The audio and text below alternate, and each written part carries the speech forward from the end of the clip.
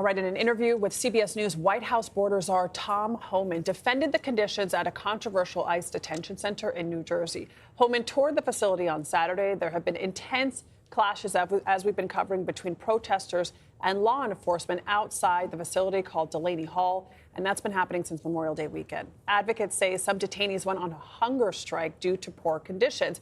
But the Department of Homeland Security denies those claims about the conditions. So let's bring in CBS News immigration correspondent Camilo Montoya-Galvez. Camilo, you spoke with Tom Homan just after he toured the facility. What did he tell you? Well, guys, this is a lawsuit that the New Jersey Department of Health has filed against the company, Geo Group, that owns and operates that facility, Delaney Hall. And in this lawsuit, officials are describing overcrowding, lack of ventilation, inadequate medical care, unsanitary food, the unchecked spread of communicable diseases like COVID and influenza, unsanitary bathroom conditions, and also inadequate tuberculosis infection control practices.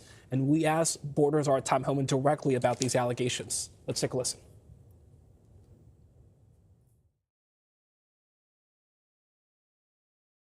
I toured the whole facility. Is it a five-star resort? No. But is it a well-run detention facility? Yes. I sat down in the cafeteria with the detainees and ate the same meal they ate. And again, was it a five-star cuisine? No, but it was spaghetti and meat sauce. It was green beans. It was charro beans. The spaghetti was good. In a lawsuit this week, New Jersey officials described overcrowding at Delaney Hall, lack of ventilation. Let's talk about that real quick, overcrowding. False, negative, lie.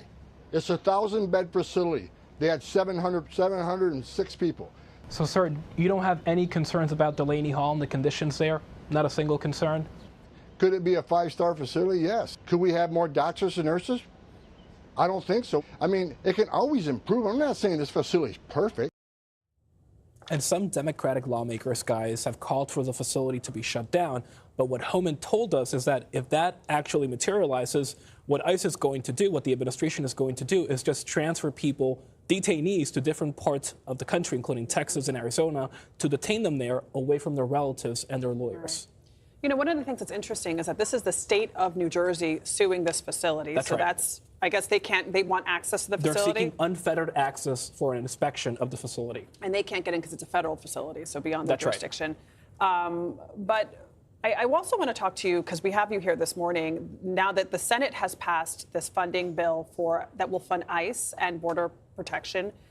This was the sticking point behind the partial government shutdown that we all reported on for months, right? Because Democrats wanted concessions made and changes made to how ICE agents handled disturbances after the death of 2 Americans. Did any of that happen? Did Democrats get any of that? No. Democrats were demanding a prohibition on ICE agents wearing masks during operations, masking up during operations. That continues to be the case.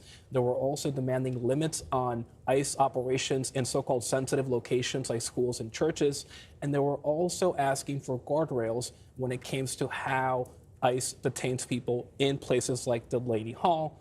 Democrats did not receive any of those reforms or concessions, and now the agency, ICE, is getting billions of dollars in additional funds. The plan for this bill, if it's made into law, is that it would fund ICE throughout the rest of the president's term. For 3 years, correct. For 3 years. In addition to Customs and Border Protection. And so Democrats are basically avoided here because they were able to pass this in the Senate without having the 60-vote That's right. threshold. Yes. So they didn't need Democrats. And now Republicans are doing it through the reconciliation process that only requires a simple majority. Okay. Hard to keep track of all of this. Very difficult, but as always, an excellent interview, and I'm hoping that they do give you and other journalists access to the facility. If it's as Homan says, they have nothing to hide. Right. So the public can judge for themselves. That's right. Yeah. Thank you, Camilo.